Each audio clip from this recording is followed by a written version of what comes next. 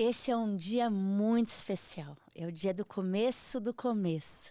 E eu não poderia ter uma pessoa mais especial para esse começo do que aquele que se tornou um comigo.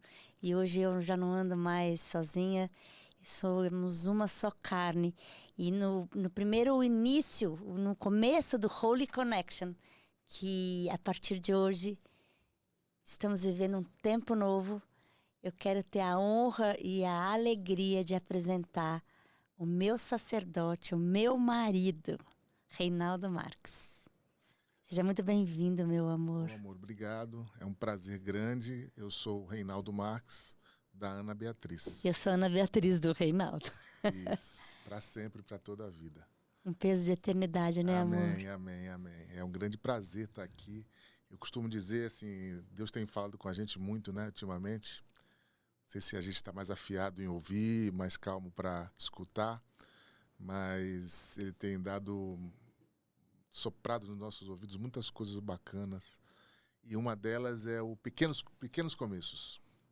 Não despreze os pequenos começos, está escrito, né? Botando a gente assim na cara do gol de pequenos começos e as coisas que a gente vai vendo e presenciando, né? E estando próximo, as coisas andam de um jeito e a gente olha para trás e, nossa, olha, a gente estava naquele pequeno começo.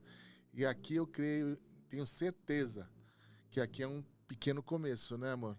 É a nascente de um grande rio. É mesmo. Que vai desaguar no mar, né, amor? É isso aí, eu creio sim, tenho certeza. Amor, e me conta aqui uma coisa.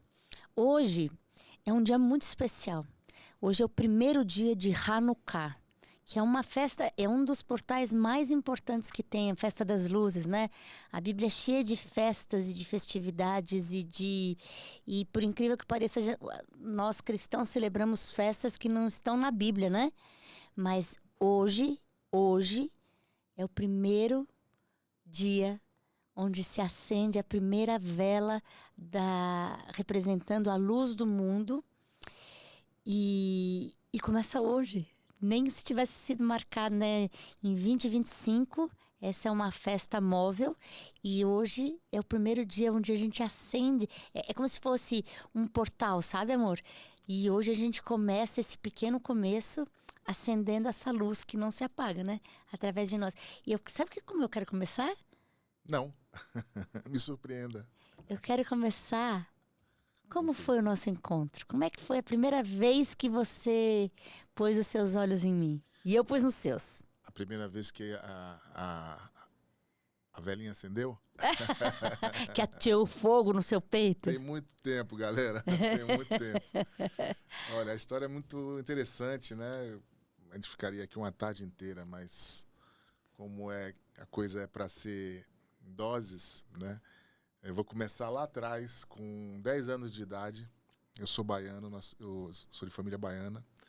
E um belo verão na Bahia, mais um verão na Bahia, esperadíssimo, né, por todos os baianos. O meu pai se ceroneava uma família paulista para passar o verão, para passar as festas de final de ano e tal. E, para minha surpresa, eu era muito introspectivo, segundo o meu pai, eu era muito bistumato, muito acanhado, falava pouco, ficava meio assim de lado com muita gente. E nesse verão, meu pai recebeu uma família paulista, um grupo, né, de paulistas, e nesse grupo estavam os filhos dos amigos do meu pai, que era um casal de filhos, e tinha a Ana Beatriz nesse grupo. Né? E num banho de piscina, no almoço em casa, num banho de piscina de casa, debruçado para a Baía de Todos os Santos, que era onde meu pai morava. Nossa, que lugar lindo. Um grande cartão postal ali, quem conhece Salvador, a Ladeira da Barra ali, a segunda maior baía do mundo, né? E eu encontrei a Ana Beatriz desse jeitinho que ela ia hoje. Aqui, ó. Sorridente. Essa é a foto do primeiro dia que você bateu os olhos em mim. Sorridente, falante, queimada já do sol, né? Porque a Bahia não é brincadeira. E ela me seduziu, na realidade. Opa! Né? Com 10 anos seduziu? Não, mas seduziu no bom sentido. Me chamou a atenção, sedução não, me chamou a atenção. E eu, muito introvertido, tal, fui chegando perto, né? para saber o que era, do que se tratava. E ela inventando brincadeiras, a gente tinha uma piscina lá, pulava e dava pirueta e pulava para lá, pulava para cá e me chamava para brincar com isso, para me mostrar aquilo. E passamos aí a ser amigos, né? E era interessante, né, amor? Porque numa época que a gente tem que contar, isso era no ano novo de Década de 76 70. para 77. Isso. E não tinha televisão, não tinha internet. Não tinha tecnologia nenhuma. E a gente só se conhecia assim, tipo, Bahia para mim era do outro lado do mundo, né? Era um fascínio que eu tinha pela Salvador. E quando eu cheguei em Salvador, meu Deus. Foi a primeira vez que você foi a Salvador? Foi. Uhum. A gente foi. Porque o meu pai era um colecionador de arte e o pai do Reinaldo, um marchand. Isso. Um marchand e um artista. Então, tinha esse link aí desses dois. Que eles eram amigos e estavam conversando. Meu pai já vinha a São Paulo e tal. Tinha ocasiões que ele vinha para mostrar a arte dele, comercializar a obra de arte. E aí conheceu, e aí eles vieram passear na Bahia e meu pai se ciceroneou. Então eles ficaram acho que uma semana ou 10 dias, né? Não, foi demais, porque aí a gente foi ele levou a gente em passeios de escuna. E a gente fez passeios, assim, eu tenho o cheiro desses passeios até hoje. Aí havia a Sacra Baiana, né? Aí o Mercado Modelo, Pelourinho, Elevador Lacerda, almoços e jantares em casa de amigos, Nossa, em que restaurantes tradicionais.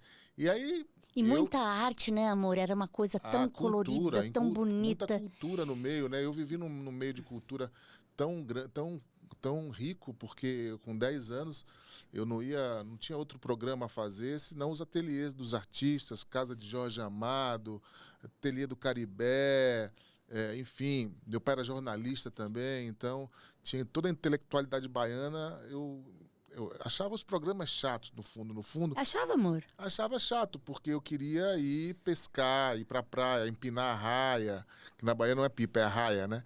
Empinar a raia, tomar sorvete, fazer coisas que, né, um pai tradicional faria com o filho, jogar bola. Mas meu pai não, meu pai me levava para os ateliês dos artistas, exposições, museus, enfim.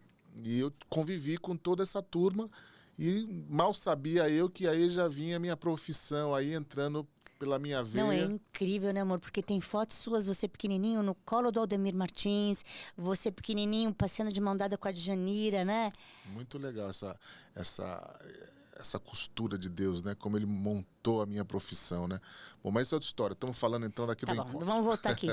Não, e aí era interessante porque quando, em 76 para 77, eu estudava num colégio de freiras, que eram só meninas. Então, meninas e meninos não brincavam juntos.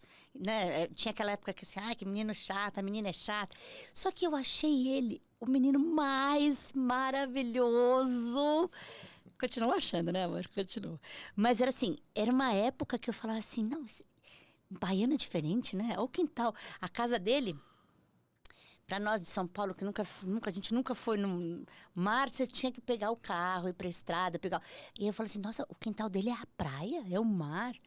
E o cabelo dele era todo dourado, assim, todo... Loiro. Louro, né, do mar. E aí eu ficava... As histórias, o repertório dele era completamente diferente do meu. E o meu do seu, né? Total, né? Total.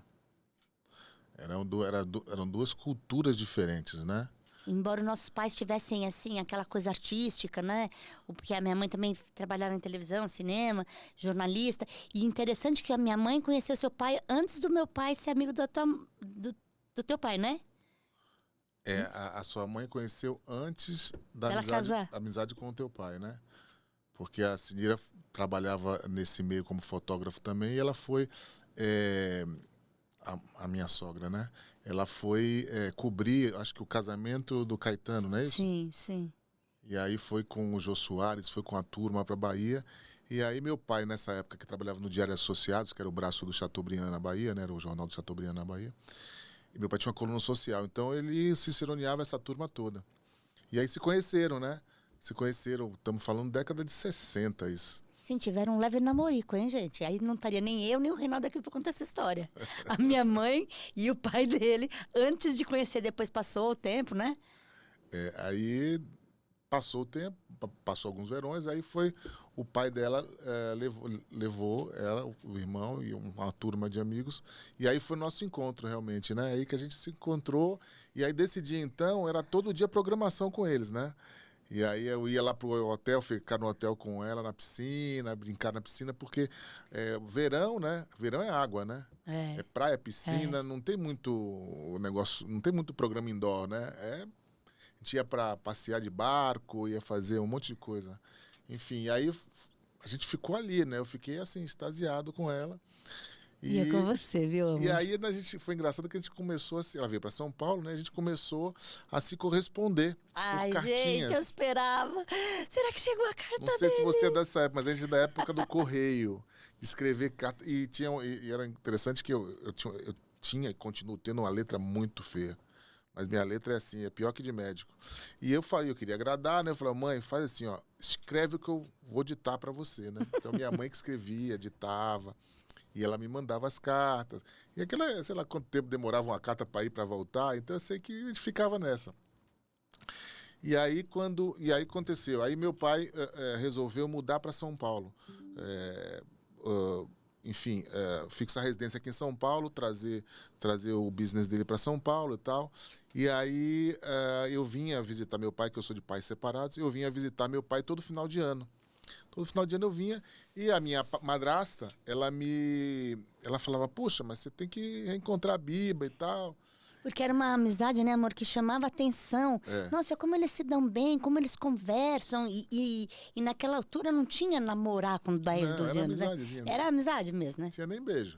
Nem beijo, amor, nem beijo na boca. Eu era muito, mas muito, muito assim, sei lá, quieto ou então introvertido. Aí eu vinha para cá, para São Paulo, visitar meu pai, passar 10, 15 dias e tal. E aí minha madrasta fazia questão de levar na casa dela pra gente se ver, pra gente passear e outro tipo de passeio, né? São Paulo, né? Então a gente ia ao shopping, a gente ia andar de bicicleta, a gente, né, ficava na casa dela, sei lá, jogando, fazendo, eu não me lembro muito, tomar sorvete, né? Andar de bici. Andar de bici e tal. E ela era toda descoladinha e tal. E na frente da casa dela tinha uma boate. Na minha época era boate, né? Lá na 9 de Julho, que chamava os 60 vão entender o que eu tô falando. Chamava Tamatete. E essa Tamatete era uma boate de adulto, né? Mas tinha as matinês, né? E aí ela, muito elétrica, falou assim, vamos ali porque eu preciso pegar uma fita que gravaram pra mim. Eu falei, bom, vamos lá, né? Fita. Nada de Spotify naquela época. Aí atravessou a rua e entramos na boate, de dia, lógico. Entramos na boate pelos fundos, aqui eu achei aquele negócio. A gente entrou pela cozinha e ela, oi, tudo bom? Eu tava falando com todo mundo. Chegamos dentro da boate. Eu falei, nossa, eu nunca tinha entrado na boate. Nunca. Aqueles carpetes do teto ao chão, aquelas mesinhas pequenas, né? Aquele lugar abafado. E aí ela falou com o DJ, né? Era o DJ da época, na época discotecário. Era. E a discotecária falou, oi, Biba, tá pronto sua ali, que era a famosa playlist, né? Antigamente, era fita cassete. Era pra você mesmo. E aí ela pegou e tal, ela pegou a fita e tal, muito obrigado e tal, não sei o que, saiu assim, eu não entendi nada, né? Daí depois a gente foi ouvir, né, em casa e tal, eu falei, nossa, você entra numa boate, como é que você tem esse trânsito, assim? E a gente, assim, fazia uns programas bem, assim, interessantes, né? Era, que culturalmente era muito diferente o que você vivia em Salvador e eu aqui em São Paulo. Com certeza. Então, essa troca, né? E aí a gente foi... Na verdade, eu já nessa altura, eu comecei a trabalhar com 13. E eu já tinha uma revista, eu assinava uma coluna numa revista, por isso que eu tinha esse trânsito, porque eu fiz o aniversário depois lá, enfim. Mas era interessante porque o mundo que eu vivia te chamava atenção e o mundo que você vivia me chamava muita atenção. E era interessante. E aí voltava para São Paulo, passava o ano e tal, e a gente continuando a se corresponder e tal. E aí, um belo dia, eu mandei mais uma cartinha, né, de retorno, né, para ela e tal. Aí me pediu namoro, né, muita gente? Saudade e tal. O contexto eu não me lembro. Ela lembra mais, ela tem uma memória melhor. Aí, acontece. Pã, não tive mais resposta, minha gente. Magoei.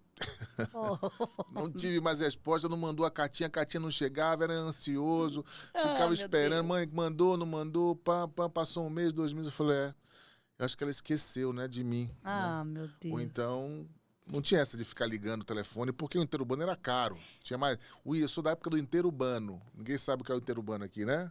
Sabe? Que ligava pra telefonista?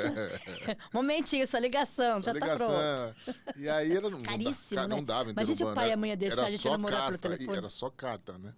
E aí eu falei, nossa, então esfriou, né? Situação esfriou, tudo bem, vida que segue, né? Eu já estava com 13, 14, né? E passou-se, a vida passou. A vida passou, né? A gente continuou, cada um de um lado e tal. E aí, com 21 anos, meu pai me deu a oportunidade de vir. Eu vinha para São Paulo e tal, mas nem não queria mais ver e tal, porque eu não tinha me inscrito mais e tal. Aí foi passando e tal. E aí, com 21 anos, meu pai me propôs vir trabalhar com ele aqui em São Paulo. Trabalhar com arte, né? Eu já tinha isso na veia, já conhecia todos os artistas, já comercializava um pouco de arte em Salvador, assim, muito, muito devagar, mas sempre gostei disso, né? De comprar e vender, do comércio. E aí meu pai me falou com 21 anos, vem pra cá, porque eu tenho essa proposta para você. Você vai trabalhar comigo aqui na galeria e tal, papapá. Aí eu falei, não, legal, tudo que eu queria, né? Morar em São Paulo, né? Já conhecia São Paulo, mas morar é outra história, né? Então eu migrei de Salvador para São Paulo e aí começou a minha vida profissional como gerente de galeria, como aprendiz. É lindo, né? Você passou por todos os estágios. Desde embalador, desde Não, tudo. aí meu pai me botou para fazer todos os percursos de uma galeria de arte, curadoria, pendurar quadro, levar quadro, trazer, embalar, fazer tudo. E foi muito bacana o aprendizado, e foram 12 anos de aprendizado. E a galeria virou uma casa leiloeira de arte, né? Fazia leilões de arte. Meu pai foi um dos primeiros a fazer leilão de arte no Brasil, na década de 60. E aí eu organizava os leilões e tal, fazia tudo. E esse é seu instrumento de trabalho? Então, isso que eu vou chegar lá. Aí chegou um belo dia que meu pai falou assim, poxa, mas por que você não faz o leilão, rapaz? Você não vira leiloeiro? Eu falei, não, você tá louco, pai. Envergonhado. Não, minha vergonha já tinha ido em muito... Já tinha trabalhado bastante, né? Porque eu lidava com o público e tal, tá ali no leilão, mas quando você tá do outro lado, quando você é um chefe de cerimônia, quando você tá comunicando com o público, é mais difícil, né? E eu falei, não, pai, eu não dou para isso, eu vou ficar nos bastidores, eu sei fazer o que é administrativo, o comercial, eu faço tudo, pai, mas eu acho que não dá para ser leiloeiro. Aí ele falou, dá sim, você tem carisma. Eu falei, o que é carisma? Aí eu falei, tá bom, meu pai, você acha isso? Então aí eu comecei a fazer uns testes, né? E aí um leiloeiro que era o leiloeiro da casa contratado, me botou como preposto. Preposto é o leiloeiro nomeia você como no lugar dele, como quando ele está impedido, você entra e faz o pregão. E aí um belo dia eu falei, bom, vamos tentar, né? Aí ele me botou como preposto e lá fui eu fazer o leilão e tal, recebi o pessoal, aquele negócio. E aí na hora do leilão foi engraçado que eu, quando levantei, subi, ele me apresentou e falou, olha, agora é o Reinaldo, que é o preposto, é o primeiro leilão dele. Minha voz sumiu, como eu tô falando aqui assim, ó. Fiquei afônico. Eu já estava aí na primeira fileira. Eu vi isso. E aí, meu amigo, nervosismo, né? Nervosismo. E daí então, depois aí passou o nervosismo e aí eu com certeza virei leiloeiro e tem 25 anos que eu bato o martelo. Esse martelo aqui é um martelo importante, que é o meu instrumento como pregoeiro, né? É um símbolo, né? De uma das profissões mais antigas do mundo. Para você ter uma ideia, existe na Bíblia o pregoeiro, o leiloeiro. Né? Então, é desde aquela época de Jesus Cristo. E eu virei um leiloeiro, um expert no que eu vendo, que é um setor da leiloaria, que é arte, antiguidades, espólios, enfim. E fé pública, né, amor? É importante dizer para quem não conhece. Isso, e eu me especializei nisso. E o leiloeiro, ele é regido pela Junta Comercial do Estado de São Paulo. Então, ele tem fé pública para avalizar, né, o que eu faço, né, como avaliações de espólio, partilhas de bens, leilões públicos e assim. E aí, assim, eu vim para São Paulo, né, e em São Paulo eu me casei. Na realidade, eu não me casei. Eu fui morar junto, tive um relacionamento de 5 anos. Depois eu fiquei solteiro, uns bons 3 anos, aqui em São Paulo, diga-se de passagem. É bom ser solteiro, mas Deus te cuidou, hein? não para a vida toda. Cuidou de E aí você, né? um casal de amigos em comuns nossos, uma amiga dela e um amigo meu que eram casados, perguntou um belo dia, poxa, depois de 4 anos de solteiro, você não gostaria de reencontrar a Ana Beatriz, a Biba, que o apelido dela era Biba? Eu falei, lógico, mas lógico. Ah, vamos fazer. Ela tá solteira, você também tá. Mas antes disso é interessante eu falar uma coisa, que eu trabalhava na Augusta, nos Jardins, né? Tinha uma galeria nos Jardins. E um belo dia, eu ainda casado, com uma pessoa num relacionamento do meu casamento, eu subi a Augusta ali, todo mundo conhece, na esquina da Augusta com Oscar Freire, tinha um sinal, um semáforo. E eu parei, era o primeiro da fila. E como se fosse um frame de cinema, passou uma moça, toda de preto, cruzando a calçada, cruzando a faixa de pedestre, não me lembro como hoje, com a bota, uma bota preta até o joelho, e balançando cabeça assim, e foi passando devagar. Eu falei, eu conheço, eu sei quem é, a Ana Beatriz, é a Biba. E foi passando, eu falo, não falo, buzina, eu fiquei assim. E aí passou, e aí buzinaram atrás, eu falei, bom, não era pra ser, né? O mundo segue, né? Graças a Deus que não me procurou naquele dia. Porque ela estava casada, né? E eu também estava no relacionamento. Ufa. E eu falei, nossa, sabe que esse tipo de pessoas que têm a mesma fisionomia desde criança? Ela era essa mesma fisionomia aqui, ó. Daqui do retratinho, não sei se dá pra pegar. E aí eu falei, não era pra ser, né? Não era pra ser. Tá bom, tudo bem. Eu falei, mas na hora eu sabia quem era, né? Aí bateu um pouquinho aqui, acelerou um pouquinho. Bateu? Porque eu ia pra cima, né? Acabei não indo, né? Ainda bem, né, gente? Enfim. Que Deus nos salvou desse adultério. Aí o tempo passa, né? Passaram-se 7 anos aí. E aí veio essa oportunidade de reencontrá-la depois. Eu solteiro, ela solteira. E aí, com esse reencontro, né? Como é que chama em inglês? Blind date. Blind date. Esse blind date, a gente se reencontrou. E aí, é outra história, a partir daí, 30 anos se passaram, 3 filhos. E eu, diga-se de passagem, falei no primeiro encontro para ela, mas muito sério, disse assim para ela, ó, deixa eu te falar logo uma coisa, eu não quero me casar, eu não quero ter filho, eu quero só namorar. Tá bom para você? Mas Jesus faz milagre, E ela, né, muito sábia, né, muito sábia, falou, não, tudo bem, como você quiser. E aí, daí então, a gente tem 30 anos, 3 filhos, uma família maravilhosa que a gente construímos uma história de vida, um matrimônio fantástico e a gente acabou de fazer 30 anos, né? Dia 3 de dezembro. E, assim, sou muito feliz e recomendo. Mais 30, mais 60, até a eternidade. E é lindo, né, amor? Porque a gente vem de famílias, assim, tanto os seus pais quanto os meus se separaram no ano de 68, coincidentemente, né? Sim. Isso trata no nosso livro, que é uma história que tem 7 gerações para trás. E essa foi uma geração que foi muito atacada para que se dissolvesse, né? Não só nas nossas casas, você vê eu em São Paulo, você na Bahia, sobre a mesma influência, os nossos pais se separaram basicamente no mesmo ano. E a gente vem de famílias de pais separados, a minha avó separada, Isso. os seus avós separados. E nós tínhamos uma cultura de que... Famílias destroçadas, na realidade, disfuncionais, né? Sim.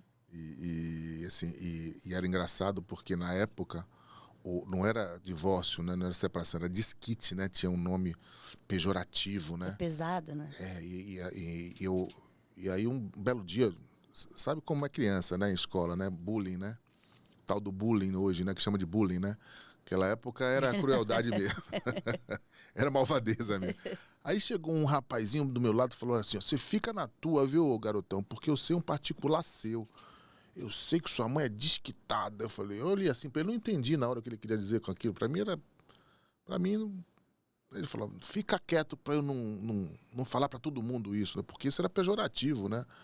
A mãe desquitada, a sociedade tinha como peso, né? Uma mulher de segunda classe, ou então uma mulher meio estranha, né? Ela é desquitada, ela é isso. Hoje, infelizmente, isso é mais comum do que né, do que deveria, porque Deus fala que o matrimônio é para a vida inteira, né? Então, é feito esse voto ali, né, com ele, enfim. Mas a gente teve a graça do Senhor Deus de que a gente quebrou essa Maldição hereditária. né? E a nossa família hoje, ela é assim, muito unida, muito coesa, muito restaurada, né, amor? Totalmente restaurada, e graças a Deus nós temos esse testemunho para dar, né, de que essa maldição pode ser quebrada, né, 1000 gerações para frente. Foi o que aconteceu com a nossa família, e esse livro conta isso, né? E as pessoas acham que isso é uma bobagem, mas não é, viu? Isso é verídico, e isso aqui aconteceu nas nossas famílias. É impressionante que na dela também. E estamos falando de 2, 3, 4 gerações para trás, todo mundo se separando, família sendo destroçada, porque é o bem maior de Deus, é a família, né? É o casal, é o do casal, a família, né? a procriação, a geração, né? Geração em cima de geração, trazendo aí a palavra, trazendo o exemplo, né? Então isso foi quebrado na nossa família, nós somos testemunhas disso, né? E hoje a gente quer falar para todo mundo isso, falar mesmo de peito aberto, porque se você não está atento a isso, olha só para a sua árvore genealógica, faz uma análise do que está aí para trás, e você tem condição de quebrar isso. Porque se você não quebra isso, se repete. O que uma geração não trata, a outra paga, né, amor? A gente tem visto isso. E tanto que quando ele falava assim, eu não quero me casar, porque ele vinha já com muitas feridas, com muitas dores, né? Nem eu sabia disso, né? E eu também tinha as minhas. Eu falava, não, tá bom, solteiro tá bom, puxa vida, negócio de solteiro bacana, né? E não, a gente tinha uma cultura que ainda hoje nós estamos sendo lavados e remidos pelo sangue de Jesus e tratados. Não é que isso são camadas e camadas. Não é sobre reforma, é sobre restauração. E é legal você falar isso como um especialista na arte, porque quando você tem uma obra de arte muito antiga, sei lá, um Van Gogh, um Portinari, você manda para o restaurador. A obra de arte, ela sofre as intempéries do tempo, né? No Brasil, principalmente, que a gente tem um clima tropical, então a tela sofre, o pigmento sofre. Se a obra é sobre papel, o papel sofre a umidade. Então, assim, existe o restaurador, que é um profissional, né?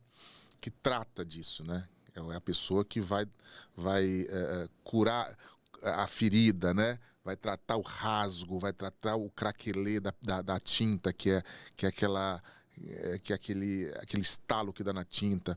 Então ele vai tratar isso, vai tratar o papel com banhos químicos para deixar aquilo ali em ordem, né? Então eu costumo dizer que o papel, que é um dos suportes da arte, o papel bem tratado, ele é perene. Você tem papéis aí de 3, 4, 5 séculos. Você vê os pergaminhos que a gente foi ver lá em Israel. Então aí até hoje, quantos séculos tem aquilo ali? Muitos, né? muitos. Então, assim, houve a ação do tempo e houve o tratamento, né? O restauro, né? E Jesus Cristo é o verdadeiro restaurador das nossas vidas. Amém. E é isso que eu queria dizer. O restaurador, ele não vai mudar o desenho original. O desenho original, isso que é lindo, né, amor? O objetivo do restaurador maior é restaurar, né? É deixar original. Exato. Deixar original. Olha, às vezes tem uns restauradores muito ruins, né? Desculpe aqui a classe, mas tem restauradores que, por exemplo, um vaso de porcelana se quebra em 20, 30 pedaços, você fala, não tem mais jeito. Você entrega na mão do cara, ele te entrega 1 mês, 2 meses, não sei quanto tempo depois. Mas você olha assim, mas filho, onde é que tá? Onde é que ele colou? Onde é que... Você olha, tá perfeito, né? Então, assim, a gente faz essa analogia. Tá na mão do oleiro, né, amor? A gente tem sido restaurado ao longo dos anos. Diariamente. Isso a gente vê, né? Esse final de semana a gente teve nossos filhos na mesa, com 2 filhas já casadas, o Miguel, nosso terceiro filho, caminhando para isso. E é lindo porque Deus vai tratando e continua esse restauro, né? Fantástico. Ele vai nos levando para o plano original. E eu queria ler aqui uma coisa que é muito importante para a nossa casa, que está escrito em Jeremias 1, versículos 4. O Senhor Deus me disse, antes do seu nascimento, quando você ainda estava na barriga da sua mãe, eu o escolhi, Reinaldo. Eu o escolhi, Ana Beatriz. Amém. E separei para que você fosse um profeta para as nações. A gente não conhecia isso. Não. A gente não sabia dessa verdade. Não sabia. E quando nós nos reencontramos, eu também vim de um casamento destroçado, porque eu queria, né? Eu queria ter. Então, viveram felizes para sempre. E aí eu fui criada para nunca depender de homem nenhum. Isso é uma coisa que conta aqui na criação das mães dos anos 60, você nunca vai depender de homem nenhum. Porque os homens são os vilões, os homens. Né? E aí mas eu queria, no fundo, o que eu queria? Eu queria casar, eu queria ter uma família, eu queria fazer tudo diferente do que eu tinha visto na minha casa de origem, né? E que, deixa eu te interromper, e que o fazer diferente, a gente já aprendeu isso também. E o fazer diferente não quer dizer que é fazer o certo, não, hein? Muitas maneiras erradas de fazer o diferente. Muita maneira errada aí de fazer o diferente. E aí, quando... Por isso que você precisa de Deus na tua frente aí para te guiar. Muito, né, amor? Porque com 19 anos, a gente já tinha esse encontro aqui. E Deus já tinha preparado. 19, não, 13. Não, quando eu, aqui em 76, quando sim.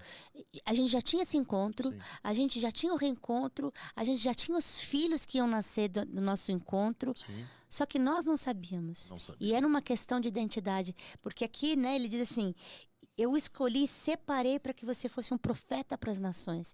E isso é o que a gente é hoje, né, amor? Amém. Essa é a essência da nossa identidade. Sim, sim. O que nós nos tornamos, né? Na verdade, o plano original que o restaurador tem feito na nossa vida é eu vou voltar vocês para aquilo que eu os fiz. A verdadeira origem. Né? Para ser profeta das nações. E aí tem aquele salmo lindo, amor, que você lê na nossa casa muitas vezes, que é o 139, que diz assim... Mas antes de você ler, é uma pergunta que eu queria fazer. Amor, pergunte. É que o plano original de Deus, né? Você falou de plano original de Deus, né?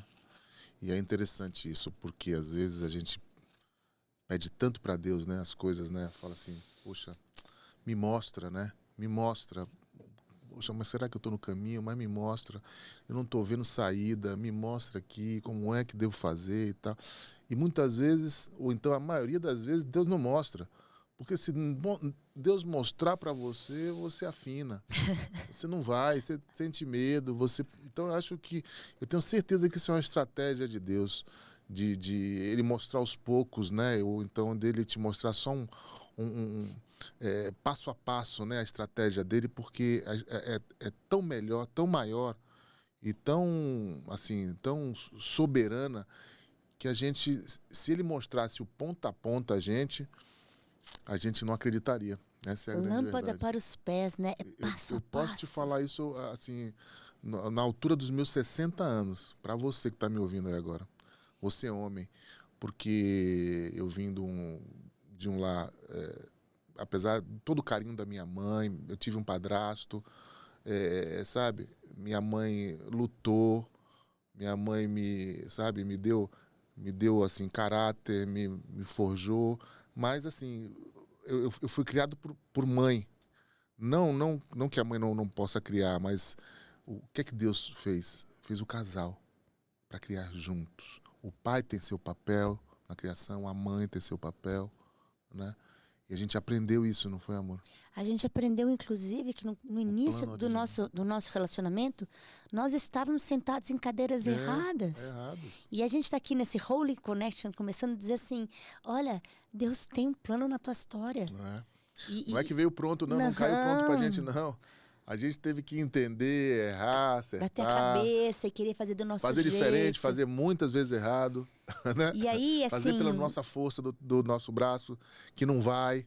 E aí, né, amor, isso que você tem como uma verdade na nossa vida, que o Salmo 139 diz assim, onde eu posso ir Aonde eu posso ir a fim de escapar do teu espírito? A gente foi muito longe, né, amor? Se eu olhar para minha história pessoal e você na sua, eu falei, meu Deus, a gente está sentado aqui no dia de Hanukkah, de 2025. Por graça. É porque Deus tem um plano na nossa história. Não tenho dúvida. Levou a gente para cada lugar que a gente fala, meu Deus do céu. Nos levou os dois aqui.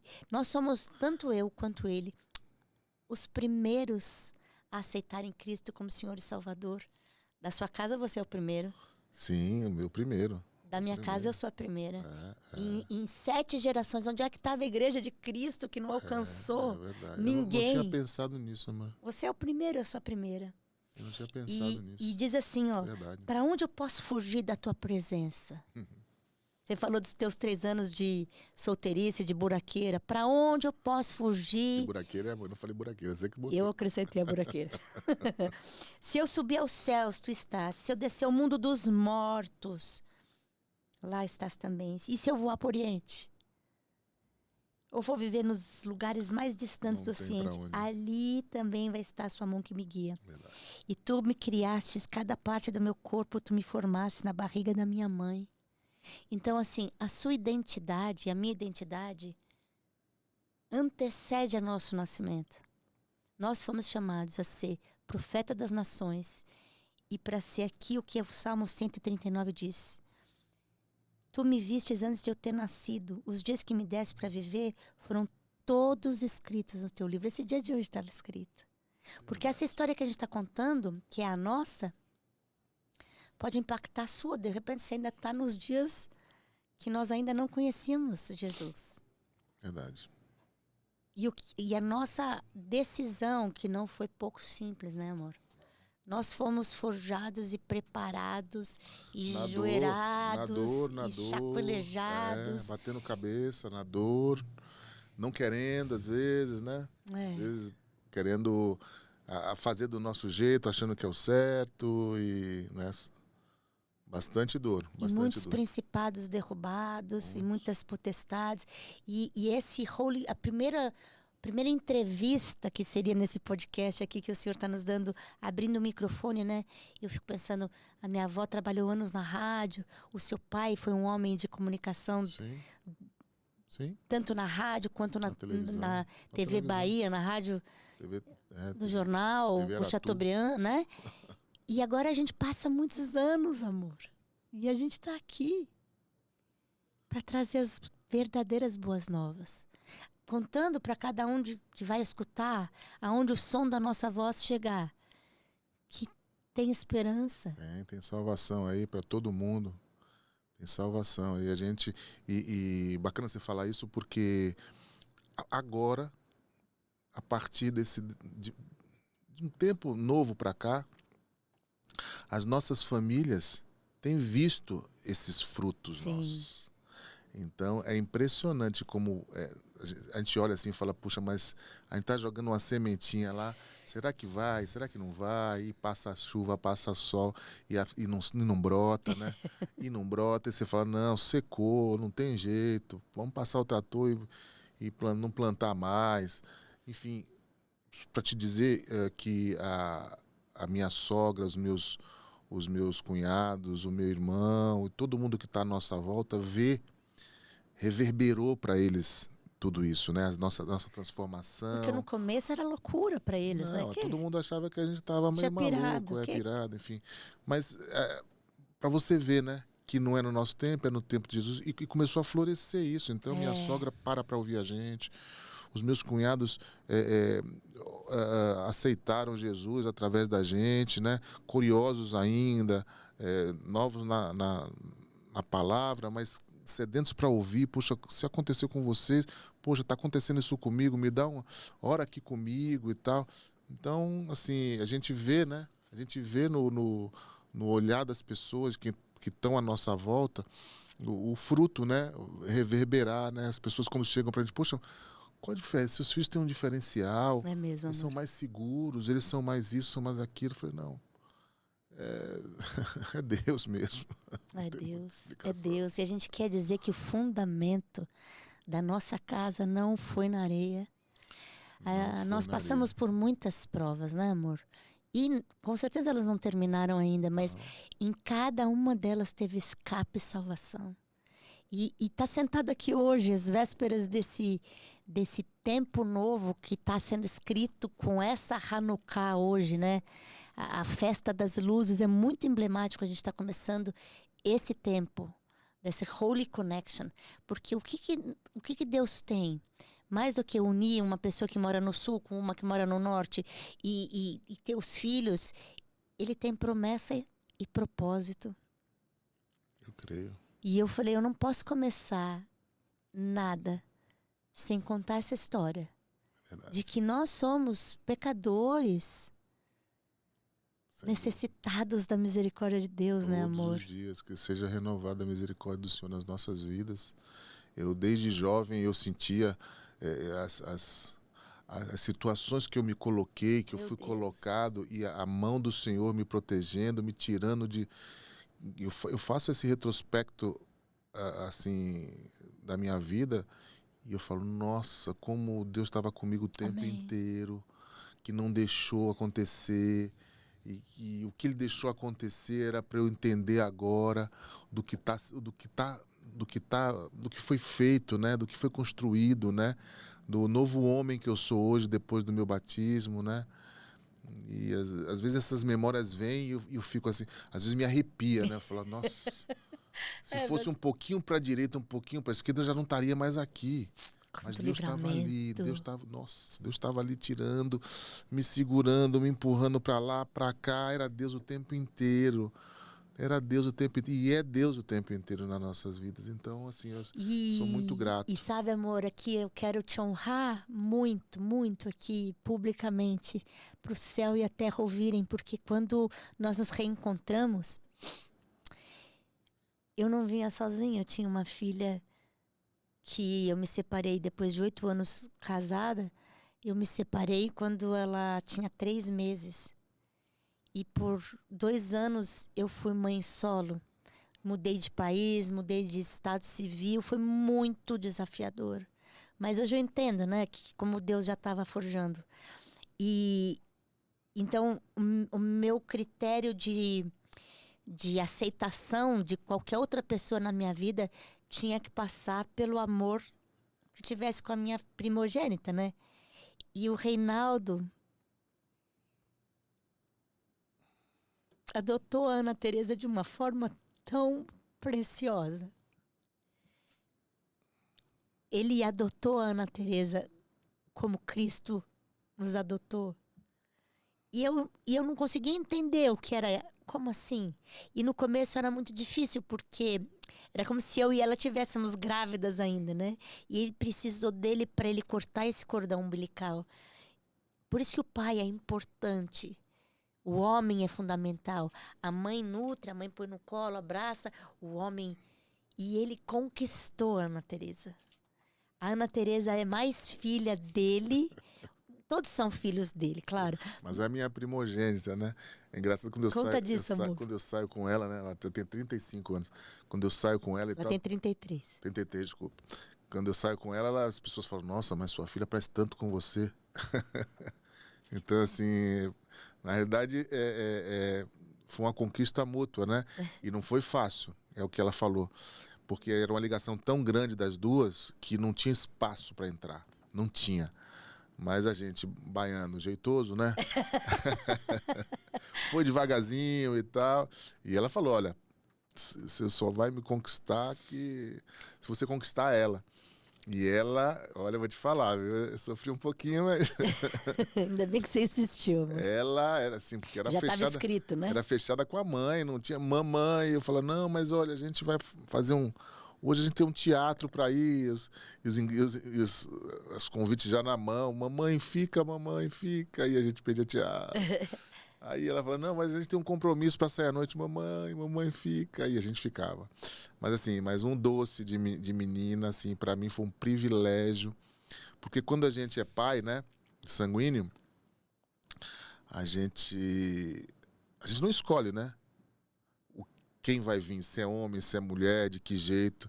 E eu não, eu tive essa escolha e um privilégio ser escolhido, né? Porque muito bem podia dar ruim, né? Não quero, você é chato, você sai daqui, entendeu? Não é que eu não ouvi isso, eu ouvi isso, mas muito pouco. Muito pouco, Ela é né? um doce, ela é um doce de pessoa, virou uma mulher maravilhosa, uma profissional, uma mulher determinada, que está construindo a família dela. E a gente vão aí esses bons 30 anos. Que aí depois veio a Maria, né? Veio o Miguel. E uma coisa importante da gente dizer da Ana Teresa, pra gente concluindo, para começar a concluir essa história que não tem fim, né, amor? Não tem fim. A gente tem muitas coisas lindas para contar, mas a gente conta aqui na última parte do livro, a gente vai contando com mais detalhes os processos que nós passamos, o que nós enfrentamos, mas uma coisa que A adoção final, né? é sobre adotar. Então, quando eu via o Reinaldo, a gente ia todo verão para Bahia. Quando eu via os pezinhos dela pequenininha, né? Ele segurando a mão dela e os pezinhos marcados na areia, e eu pensava assim, aquele poema das pegadas de Cristo, porque eu via a construção paterna dele construindo. E que eu também, como filha separada, meu pai não estava o tempo todo comigo. Então, eu trazia dores de paternidade profundas, né?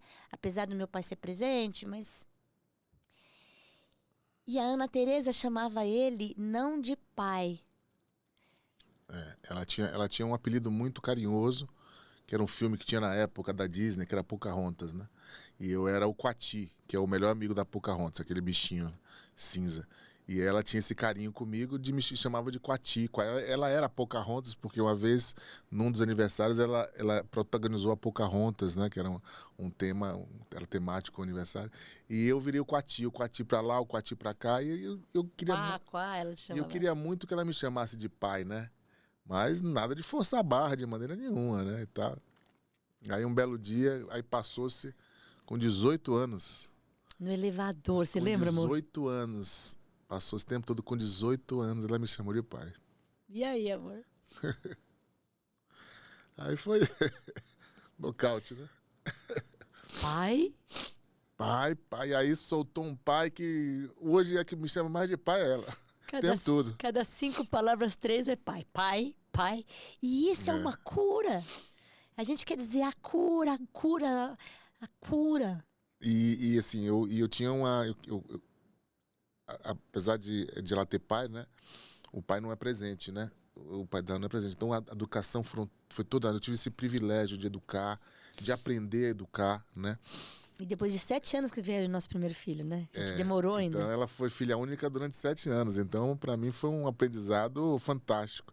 E eu queria sempre... Eu sempre falava para Ana Beatriz, falava, poxa, mas eu quero botar no papel o nome dela, eu quero botar na certidão dela meu nome e tal. A gente ficava naquela, será que o pai vai querer, não vai querer? Mas o pai não estava nem aí para nada. Tanto é que não estava nem aí para nada. Mas, assim, ele se afastou, né? Não sei por que circunstância, não cabe a gente aqui E ficou muito, assim, pra gente ficou muito bacana a história no sentido de eu ter essa relação. Era uma direção só, né? Então, eu tive essa responsabilidade maravilhosa de educar, de criar, E no Dia dos Pais. de sustentar, de estar ali no choro, nas conquistas, nas derrotas. Levar no E médico. para mim foi maravilhoso isso tudo. E eu sempre tive essa vontade de botar ela no papel, na certidão de nascimento dela, o meu nome, né? E isso foi sendo um amadurecido, né? E eu falei para ela isso. E ela falou, eu gostaria muito, eu ficaria muito feliz e tal. Blá, blá. E foi amadurecendo isso, e a coisa foi andando, e não dava certo. E a gente achava muita burocracia.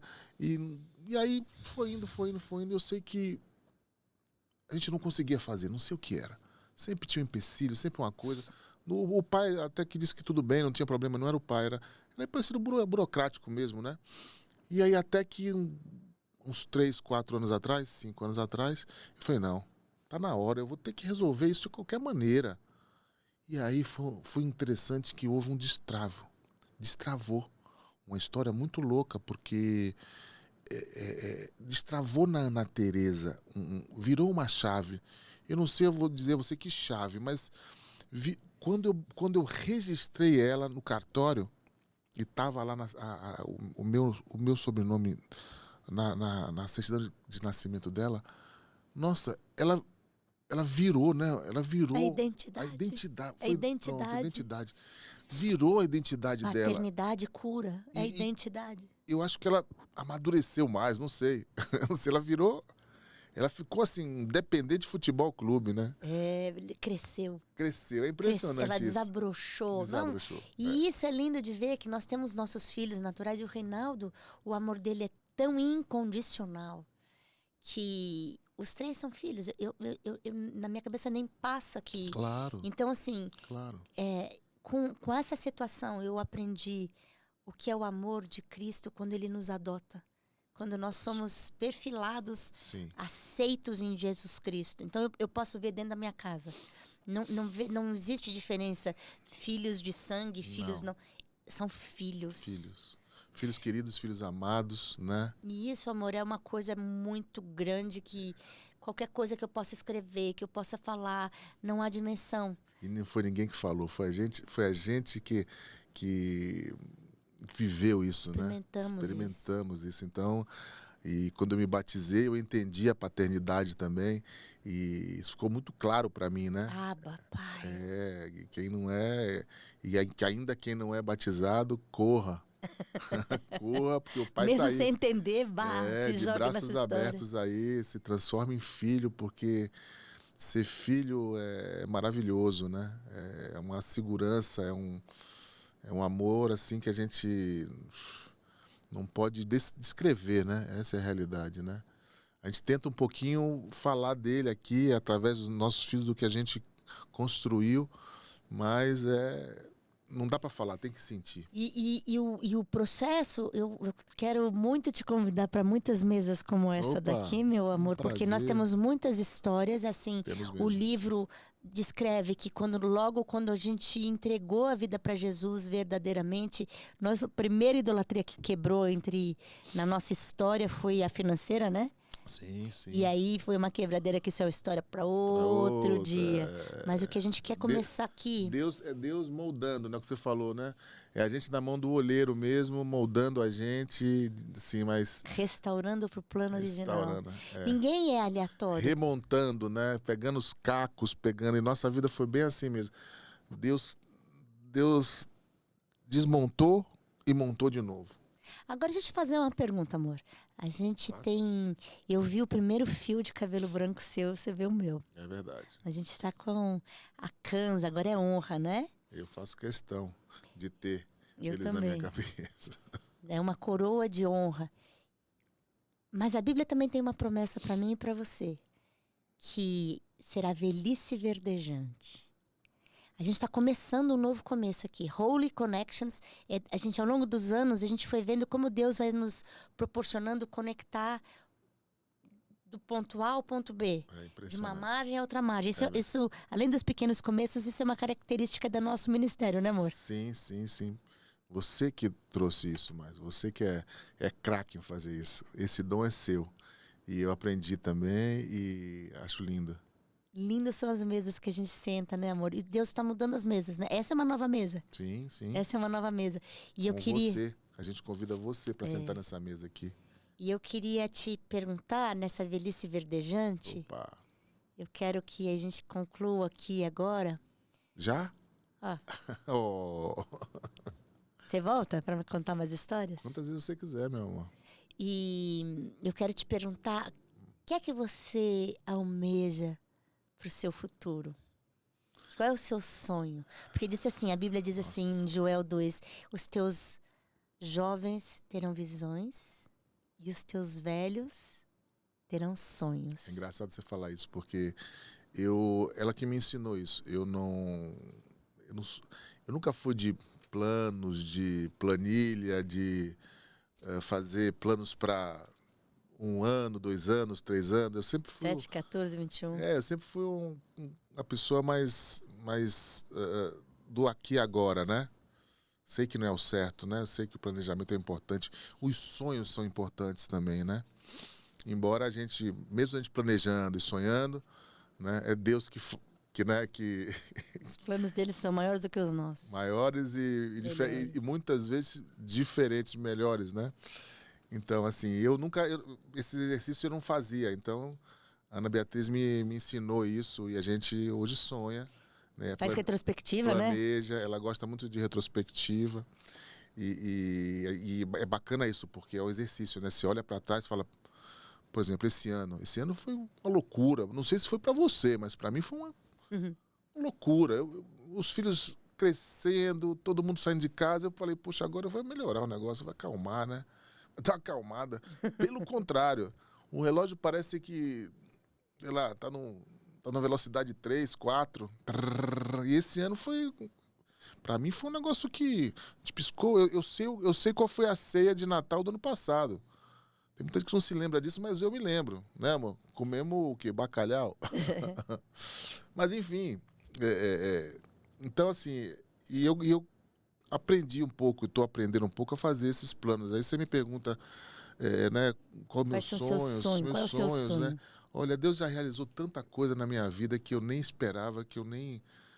Nos meus melhores, nas minhas, sei lá, os meus maiores voos, eu nunca pensei que pudesse acontecer, né? Ter essa família linda, né? Poxa, da onde eu saí, da onde ele me tirou, das ciladas, né, dos caminhos sem saída.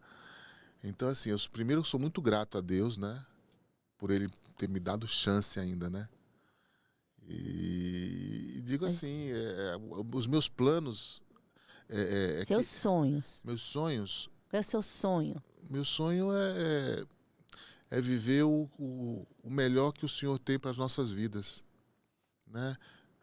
Um dos meus sonhos é virar avô, que ainda não viramos, as meninas estão, mas parece que só estão treinando, Eita! não entraram em campo ainda. Então, assim, um dos meus sonhos é ser avô, né? Avô de bastante Nossa, já pensou netos. se já vou ficar doida com Um dos você. meus sonhos. Viajar bastante com minha esposa. A gente também tem um projeto que começou com os pequenos começos de fazer viagens com grupos. Reino, Arte e Destino. Chama Reino, Arte e Destino. A gente foi para Israel, a gente já foi para Turquia, para Grécia. Caminhos de Paulo. Acompanhando 22 pessoas, né? Grupos pequenos, e a gente faz isso também. Esse é um grande sonho que se torna realidade, mas cada viagem é um sonho. Então a próxima viagem que a gente está planejando é Itália, não é isso? E agora para 2026. Então, assim, sonho com ter uma saúde melhor, ter uma... você falou de velhice, mas ter uma juventude madura, bem longa, junto dessa gata aqui. Ainda bem que Deus nos reencontrou, né, amor? Que Deus me dê muita saúde para eu poder testemunhar as nossas flechas, nossos filhos, as nossas flechas, indo muito mais longe do que a gente foi, do que a gente está indo, né? Você fala, né, o nosso teto. Que o nosso teto seja o piso deles, né? E eu acho que é isso, né? Eu acho que é basicamente isso. Sabe qual é o meu sonho, amor? Então deixa eu te perguntar, qual é o seu sonho, amor? O meu sonho é ver Deus nos surpreender de tal forma como nos surpreendeu até aqui. Amém. Porque se Deus contasse que a gente ia estar aqui nesse dia, sentado nessa mesa, com esse monte de holofote, com esse microfone na frente, falando... Essa equipe maravilhosa aqui. Se dissesse assim, que você vai conhecer o Reinvente, que vai ter essa equipe. Se isso aqui não é plano de Deus, eu não sei o que é. Então o sonho... É verdadeiro, é concreto. Cada vez que eu venho aqui, que eu subo esse degrau, eu falo, nossa. E quando isso aconteceu tão sem querer, Você vai fazer um podcast seu, se dissesse que você quer um... Não é sem querer. Mas o que o nosso diretor falou aqui, nada aqui acontece aleatoriamente. Eu creio, cada vez mais. Então, meu sonho é realmente seguir do teu lado, amor. Amém. Porque existem muitas pessoas que precisam escutar o testemunho de que Verdade. Deus é exímio restaurador pro plano original. É o grande artista do Ele mundo. é o criador, ele é o artista. Dono de tudo. E ele conecta pessoas, ele junta propósitos. E é por isso que a gente está aqui. E que talvez essa fala nossa aqui, que nós estamos acostumados, o que Deus fez, mas possa ser exatamente o que a pessoa que está do outro lado Precisa ouvir. Né? precisa ouvir. Eu creio. Talvez eles estejam no capítulo 1 da nossa história. Talvez esteja lá naquele capítulo que a gente estava fazendo, achando que estava super certo, eu vou fazer. Fazendo diferente, fazendo errado. Fazendo errado do mesmo jeito. A gente está aqui para contar uma história e esse é só o começo dela. Então, Certeza. queria te agradecer e pedir para você terminar orando. Isso é um prazer. Eu quero agradecer também mais uma vez a toda a equipe, a toda a Reinvente aí.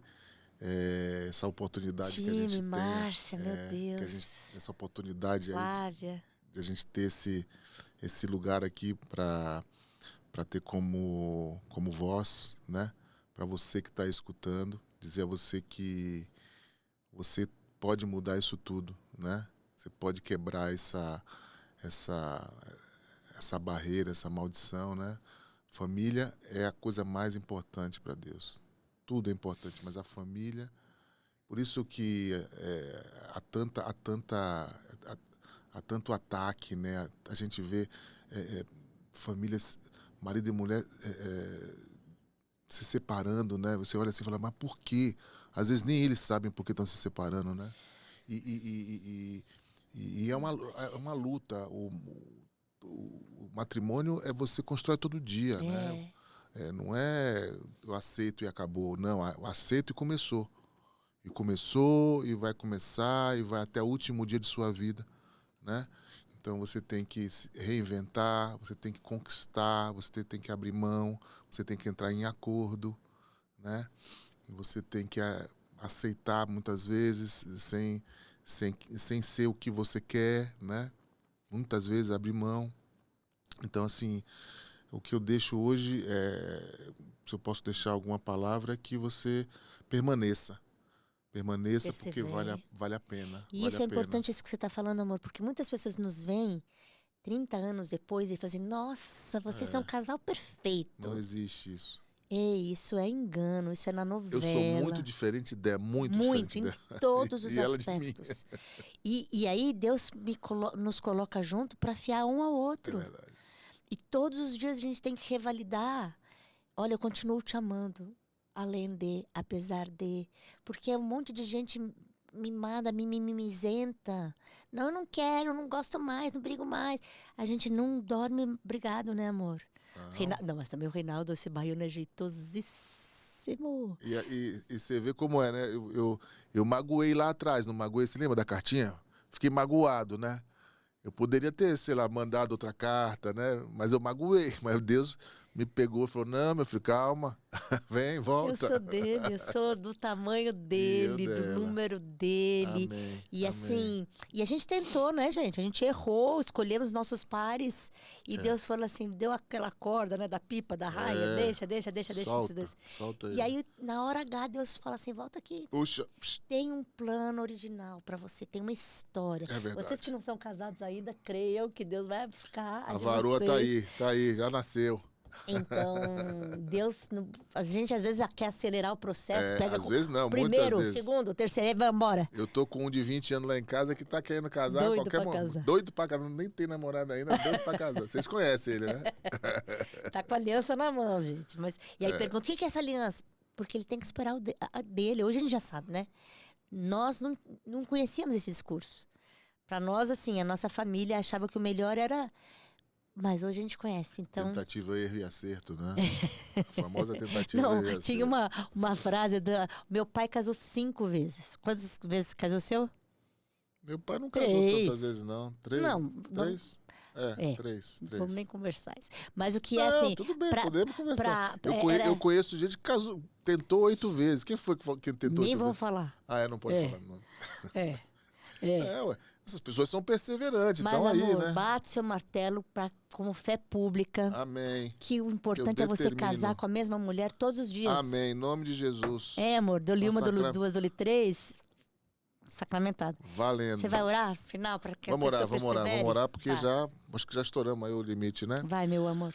Ah, Senhor Jesus, nós estamos aqui, Pai, É mesmo, entregando Deus. mais uma vez ao Senhor o nosso tempo, as nossas vidas, né? Agradeço ao Senhor por nós estarmos aqui, Pai, pelo propósito do Senhor nas nossas vidas e de quem está ouvindo esse relato, esse testemunho aqui de um casal, Pai, que quer ser obediente ao Senhor, que quer andar no seu caminho, que quer te escutar, Pai, e que quer levar a tua boa nova a quem precisa, Pai. Quero agradecer essa oportunidade dessa produtora maravilhosa, Amém, Senhor, amém. essa equipe que é do Senhor, que está aqui, Pai, por um propósito também. Amém. Quero agradecer a todo o alcance que isso vai dar, Pai. Quero pedir pela saúde de cada um Amém, aqui, Senhor. pelo seu trabalho, pelas suas casas, Amém. pelas suas esposas, enfim, Pai, por tudo que o Senhor tem feito até aqui, Pai. Até aqui nos ajudou o Senhor. Amém, Deus. Eu creio, Pai, que todos possamos retornar para as nossas casas, sãos e salvos, crendo que foi feito o melhor. Amém. Durante esse dia. Em nome de Jesus. Amém. Pai, nós selamos essa palavra do Sim, Reinaldo, Senhor. Eu reconheço como eu sou submissa, estou sob a missão deste homem que o Senhor selecionou e separou para mim. É uma alegria estar sob o cuidado, debaixo da proteção desse homem, que eu sou osso dos ossos dele, carne da carne dele, e aprendi a beleza da submissão, Pai. E ainda aprendo todos os dias, ainda sou redarguida, corrigida pela palavra, e sou a cada manhã treinada a entender a beleza da autoridade do Senhor. Obrigada, Jesus, porque a sua palavra diz: e converterei o coração dos pais aos filhos e dos filhos aos pais. E é impossível que filhos e pais não se convertam se o casal primeiramente não está alinhado com a tua vontade. Então, que essa primeira edição deste dia tão emblemático, primeiro dia da festa de Hanukkah 2025. Acendemos a primeira vela, da primeira luz, a luz que não se apaga. Símbolo da luz é Jesus Cristo. Luz, câmaras e bacias. Jesus, o título que o Senhor nos deu, ele venceu o mundo com uma toalha amarrada na cintura e com bacias para lavar os pés. Aleluia. Escutar o meu marido falar aqui é um privilégio. Aleluia. Que muitas esposas encontrem esse privilégio. Que muitos maridos encontrem deleite nas esposas da sua mocidade. Aleluia. Nós encerramos esse primeiro dia aqui dizendo que só o Senhor é Deus. Só o Senhor é Deus, amém. Não há outro. Amém. Em nome de Jesus. Amém, amém, amém, amém. Maravilha, show. Maravilha.